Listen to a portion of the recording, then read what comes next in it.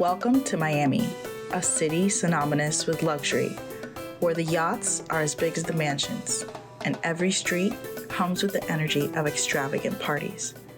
But Little Haiti, where local businesses are feeling the threat of big development. Business owners who have been there for decades fear they will soon be forced out. A Northwest Miami-Dade community is fighting for affordable housing and against a new development in their neighborhood. If you thought rent prices are very high in South Florida, you were right.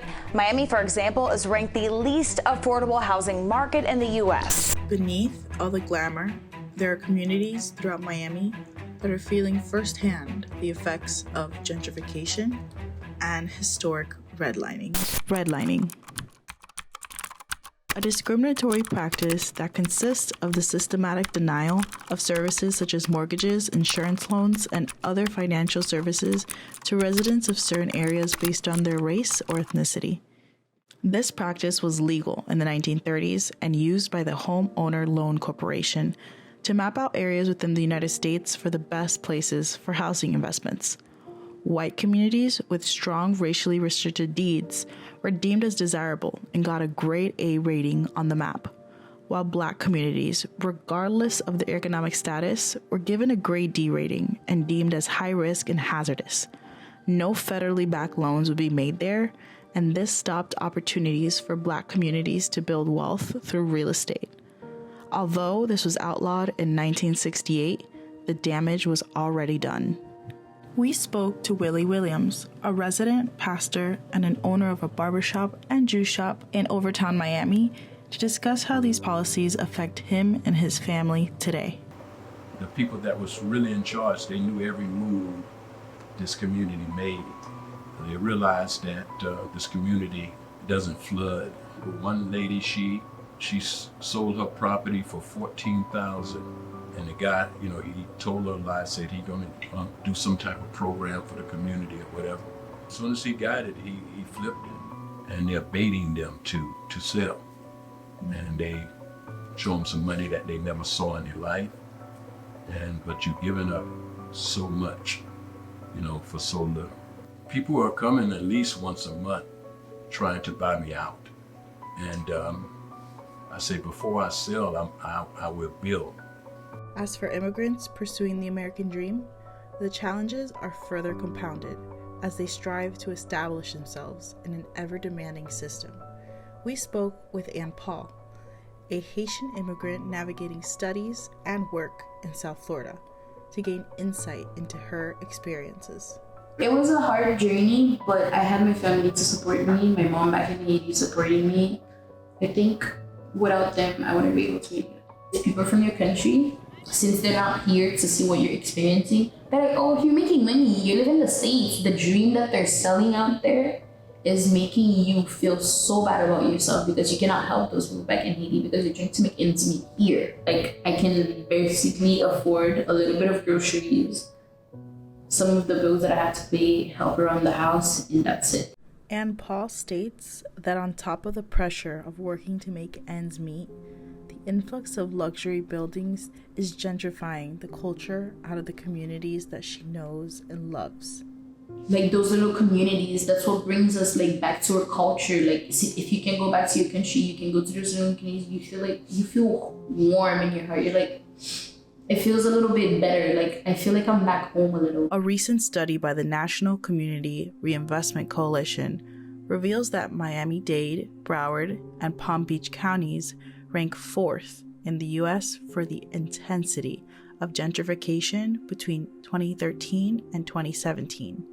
This trend has only accelerated with the influx of new residents from other states between 2020 and 2022. We gained some insight from Dr. Howard Frank, a professor of public policy and administration at FIU, as to why this is happening in South Florida. The Census Bureau, and we do a lot of work, says that you're considered cost burdened if you're giving up 30% of your income and severely burdened if it's 50%. In Dade and Broward, you're giving up 60% of your income to keep a roof over your head.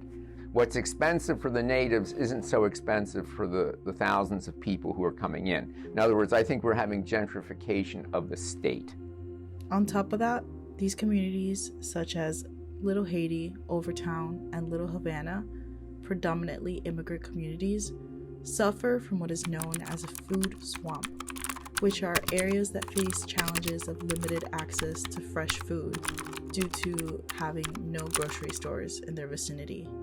This leaves the people to rely on fast food and convenience stores. But there are people that are trying to actively combat this issue going on in these communities. We spoke to Jessica Gutierrez from Miami Fridge Community to speak more about her organization's impact by having community fridges filled with fresh foods and produce in these affected neighborhoods. We are just one of the many solutions to fight hunger in a community. It was actually inspired by a network of fridges I saw when I lived in the Bronx for a short period of time. And I was like trying to figure out how to create a more sustainable option for our community.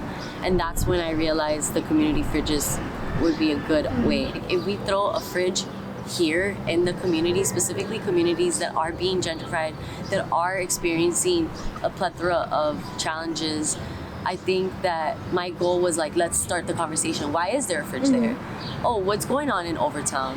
Oh, what's going on in Little Havana, Hialeah? Like, what are the issues in these areas that are actually getting people to experience hunger? The Miami Fridge community is just one piece to the puzzle, but also people like Thomas Smitherman are bringing jobs into the community.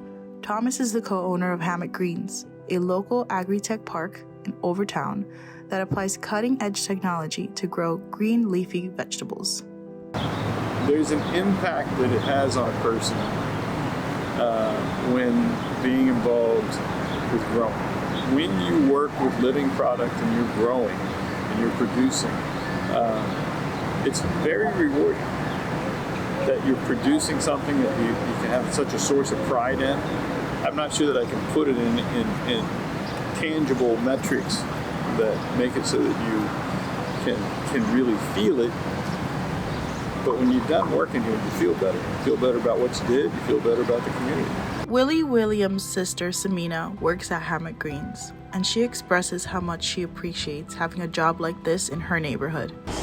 And I just like to see things grow, so they did brought that joy into my life to plant something and watch it come from babies. And he hired a lot of people that's in the neighborhood and give them a shot and a try to, and let them appreciate this area. As Miami grapples with its past and present issues of food swamps, gentrification, and the after effects of redlining, how can its residents continue to push towards an equitable future to keep the communities they know and love alive? As I work, I bring hope to the community, making sure that they know they can do better. You can do better, young lady. You can do better, young man. I help people. I don't just help black people. I don't just help, white people or Hispanics. I help people. I see you want to go forward. And if I send my rim to help you, I'm going to help you. Why? Because somebody helped me. Those are things I definitely don't have at home. Definitely don't. After my master's or my doctorate, depending on how Haiti is, I want to go back. I want to try to make a change. My major might help me, it might not help me, but my connections will. I'm gonna let people crush my dreams, because my dream is to make it in life. I need to take care of my mom. My mom's been through a lot. She needs me to take care of her. And this is what I'm going to do. Only time will tell as Miami continues to write its story of resilience and change.